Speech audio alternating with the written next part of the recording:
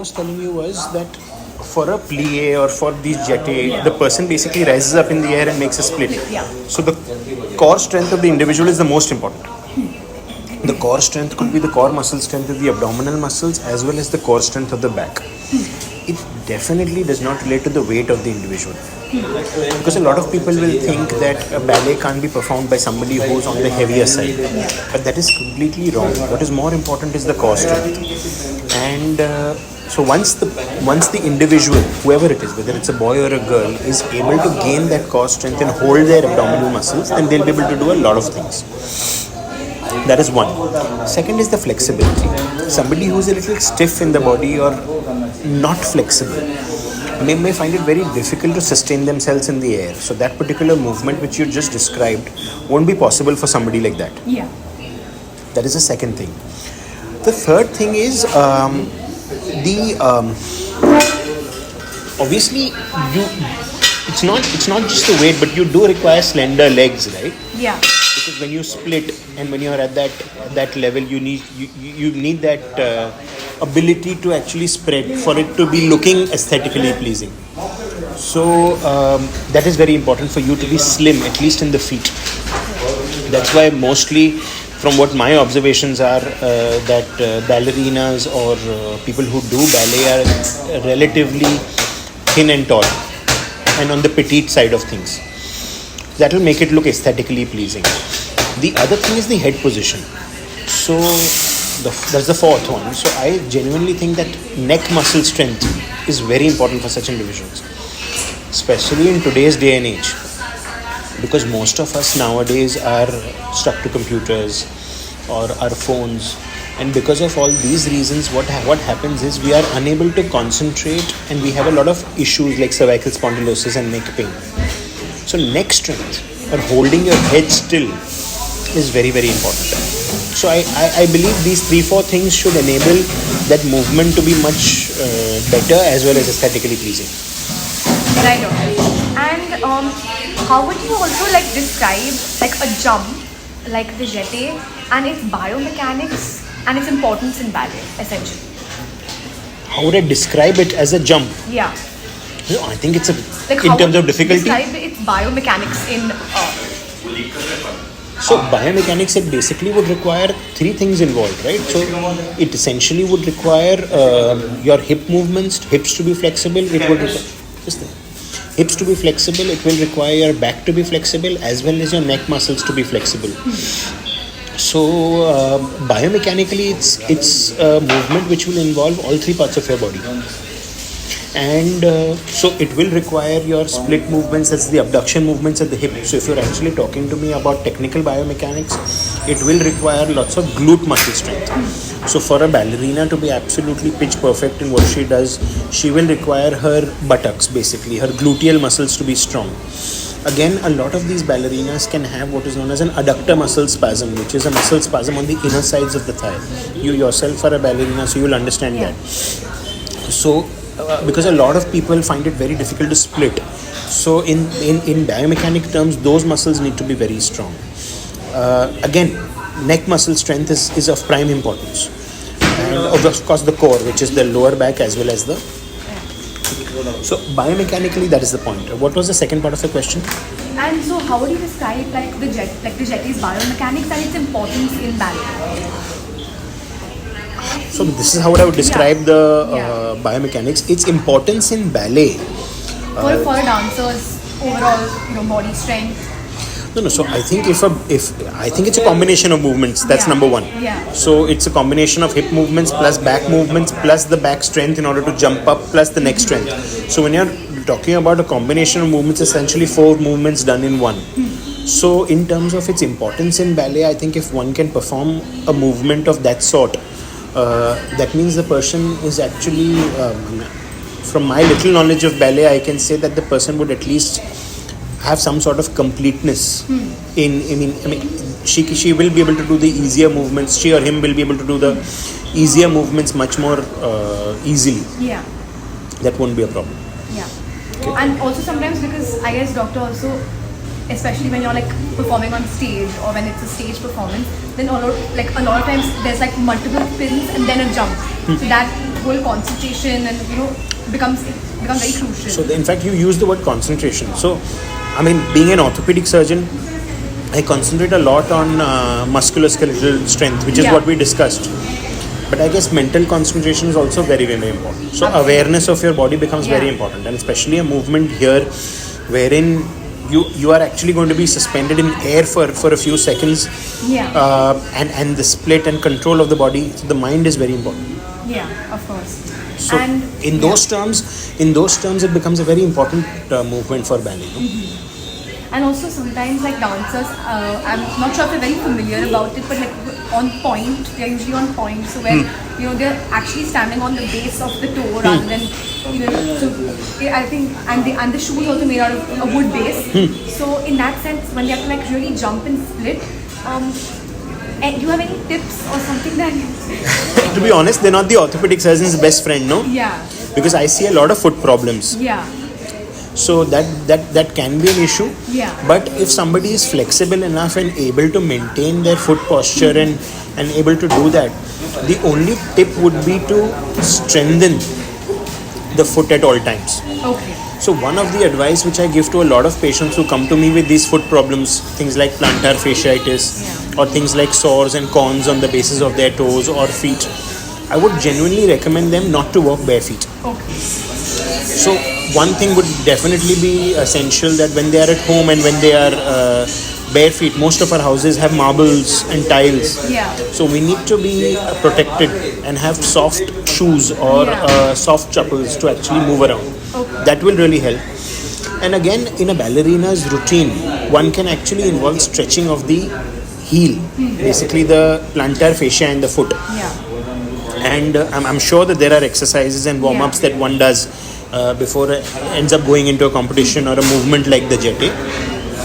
But regularity in that movement would probably be more important than practicing the movement itself. Okay.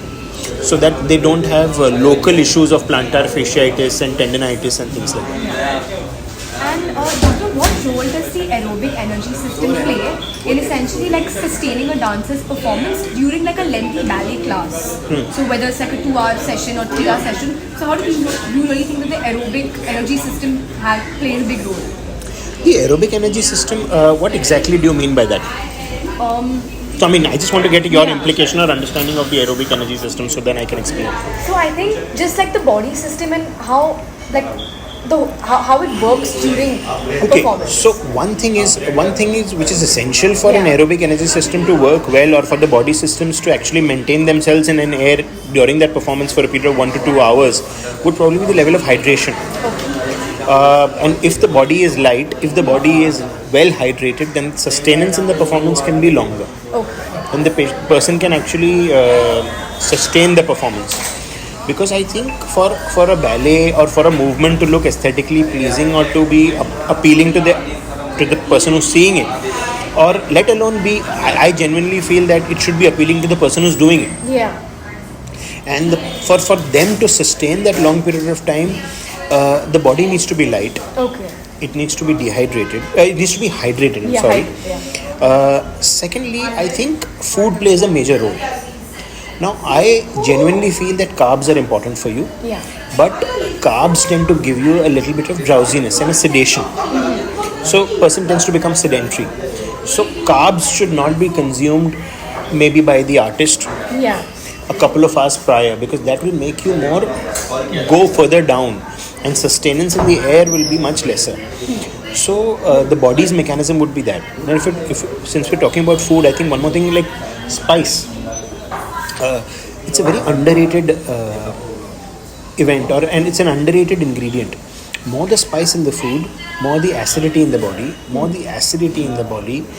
the lesser flexibility in the body. Lesser flexibility in the body, the chances of having neck ache and backache are much higher. You have neck ache and backache, then sustenance or going into positions like the jeté or plie or all these movements will be difficult because the flexibility will be lost. There will be stiffness and there will be related low backache. So if, from what I understand in terms of the aerobic mechanism, I think hydration and the right intake of food and the amount of protein is the most important. Okay.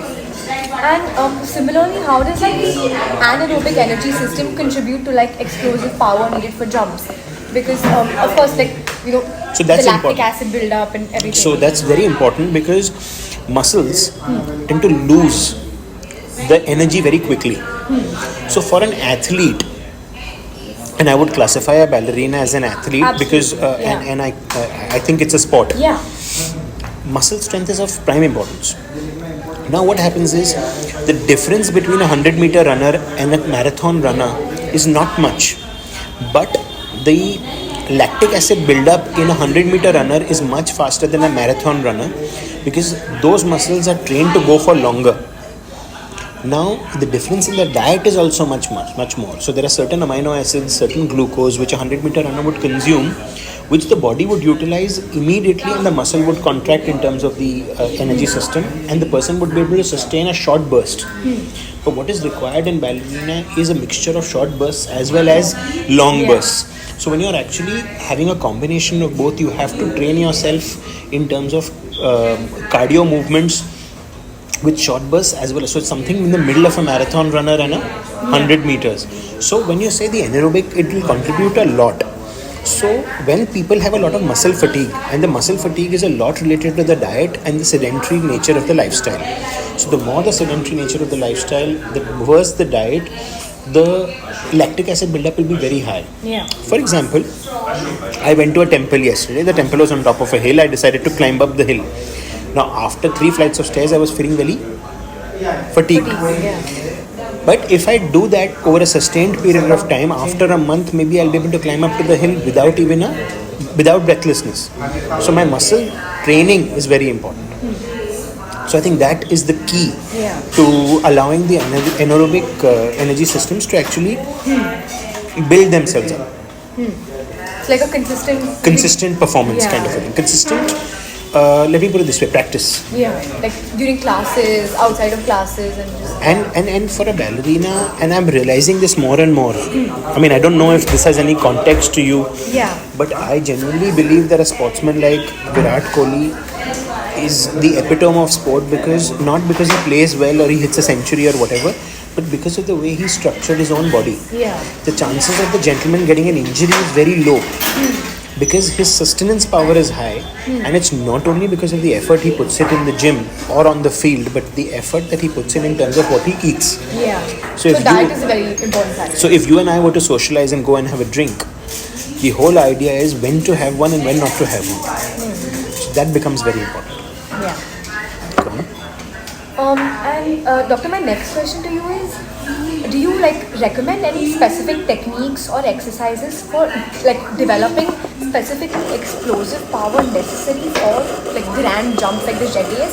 Because we have different types of jetés, like smaller ones on the floor, like petit jetés, which is mostly with your feet and quick jumping, and then we have the grand jetés, which is the leap in the air. So do you have any specific exercises for developing the explosive power specifically? Yeah, absolutely. So there are three or four sets actually. Okay. The first set would involve ankles. So from what I understand is that the shoes which a ballerina would wear would not support the ankle. Yeah. So having good ankle muscles and having a good tendo-achilles is very important. Yeah. So the tendo-achilles, which is the tendon at the back of the ankle, should be extremely strong.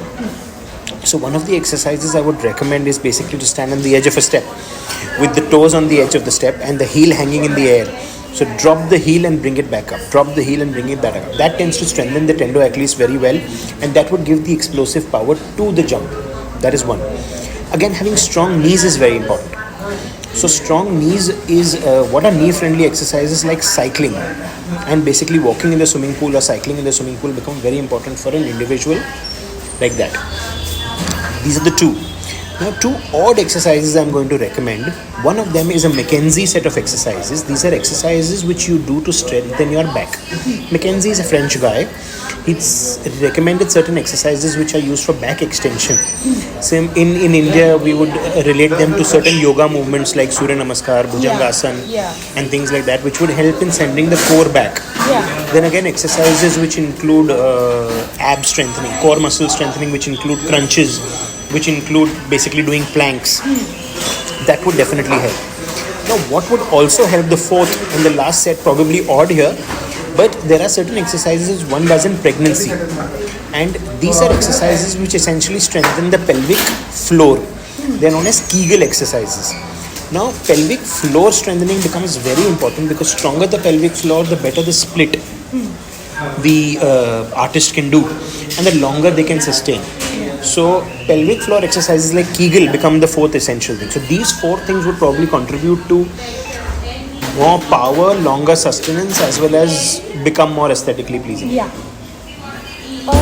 And doctor, how can dancers essentially incorporate like strength training into like their usual class routine to improve like their jumping ability without having any kind of injury risk posed on them? See, unfortunately, risk is always there. Yeah, so true, absolutely. Yeah. But I think strength training is very important. Yeah. So it's not that we are doing a sport which involves flexibility. What am I going to do? Doing a chest press or lifting up a dumbbell. I genuinely think when you are doing body weight exercises, we need to do body weight exercises with slightly additional weights, and that's where therabands come in. Yeah. So what an artist like a ballerina can do is, instead of using weights, can exercise with therabands. Yeah. And there are grades of therabands. So the therabands will probably be less injury prone because they'll be much more controlled, and the control is self. So then you know where to push your body till. Yeah. So I would, because see, my whole idea would be more repetition and less weight, because it's not muscle bulking up, but it's rather muscle strengthening, which are two different things. So less weight, more repetition. Probably do it with therabands, which is slightly safer than using weights. And also, I guess for like young dancers, weight training is not very common like in our routine. It's so I think this is a great alternative that you suggested. Theraband. So I mean, this is very easy technique. Yeah. It can be, you can use a physiotherapist maybe to learn it, or you can just Google it nowadays. Everything is available on YouTube. Yeah. And a few exercise routines, things that I mentioned earlier in my question, those can be incorporated with therabands and bodyweight exercises, and the person will do very well. Yeah. And doctor, next, so what are some common injuries that you've seen associated with like jumps in dance or in ballet, and what like preventative like measures can you advise a dancer to take? So I'm a lower limb surgeon. Yeah. So I do a lot of hip, knee and ankle work. Yeah, of course. So I guess that's also what's needed in the whole thing. So I do a lot of these sports injuries. Yeah. So I have seen these dancers coming to me with ACL injuries, with meniscal injuries, with lower back pains, slip discs, sciatica, with labral tears in the hips. Yeah. So essentially, staying fit is primary importance. Keeping your diet is of primary importance. That's number 2. Number 3, in order to prevent the injuries, one thing that they can do is wherever they practice. And nowadays, there was a dearth of studios at one point of time in terms of there being a soft floor or where more jumping activity was done, which is basically fall proof. Nothing is fall proof really, but essentially it will take the impact. Yeah. So the hard impact should be avoided. So the hard impact can be avoided by using pads. Nowadays there are soft pads available. By using soft floors, which may not be absolutely soft floors, even if you have to do it on a wood, but the wood quality can be such, could be such that you don't sustain a massive injury even if you do fall on it. But I guess those are infrastructural things which may not be possible every time. So I guess it's more of control on your own body and control on what you eat, which would really sustain.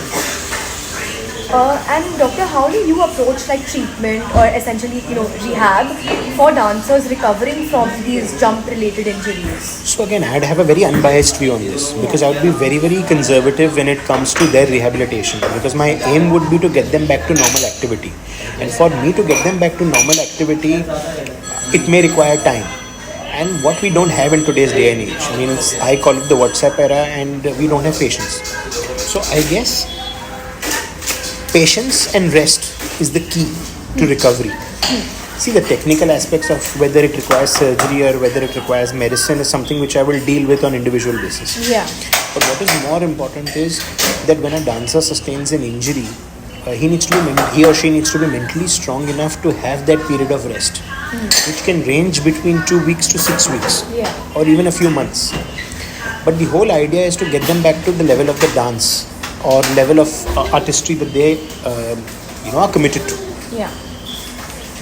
And doctor, how can dancers recognize early signs of injury related to jumping and respond appropriately to the same? So that is very important that you ask me this question, because aches and pains Yeah. should not be ignored. So the moment they have aches and pains, there is no harm. There is an orthopedic surgeon or there is a doctor in around the corner in every lane. Yeah.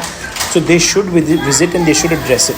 With the diagnostic capability that we have now in terms of modalities and in terms of availability of help, especially in India with the way private healthcare is, a dancer should not ignore an ache and pain. Yeah. So the moment they sustain an ache and pain and it lasts for longer than 1 or 2 days, which is when they should actually consult someone. And so that becomes very important. So being aware of your own body becomes very important, and should not be like a typical mother or a father कि निकल जाएगा, because that will never happen. Yeah. So I guess early intervention is what is required. Okay. And so you're saying if it's anywhere in the body, you must just get it addressed once. Get it addressed, no? I mean, Yeah. I'm only going to tell you maybe rest off your ballet for a couple of days or don't Yeah. dance for a couple of days. Third day you can get back to normal. Yeah. True. And lastly, doctor, how do, like, for example, if we look at concepts like Newton's law of motion, apply specifically to like ballet jumps like the jetés? How does Newton's law of motion apply to Yeah. it? Yeah, again, see, Newton's laws of motion is so if you look at the first law is the amount of force that you apply, that's the distance that you'll cover. Yeah. So it all comes down to strength, right? So the more the force that you'll apply, the more movement you'll gain, whether it's a jump, whether it's the height of the jump. So obviously it comes down to what you're wearing, the clothes that you wear, Yeah. the flexibility in the body, the strength that you have to jump off the ground. Essentially, all these things would apply to the motor. But again, the longer you sustain in the air, with lesser the force that you go back to the floor, because that's the inertia of being in the air reduces the energy with which you fall, which reduces the chance of injury. Yeah. So Newton's laws of motion can be applied positively to this, as in stronger, better height, more force, more motion. But the same thing is lesser weight, more flexibility, longer sustenance, lesser energy of fall. So lesser inertia means lesser chances of injury. Yeah. So Okay. yeah, doctor. So I think those are my 10 questions to you. Good. So thank you so much for your time, doctor.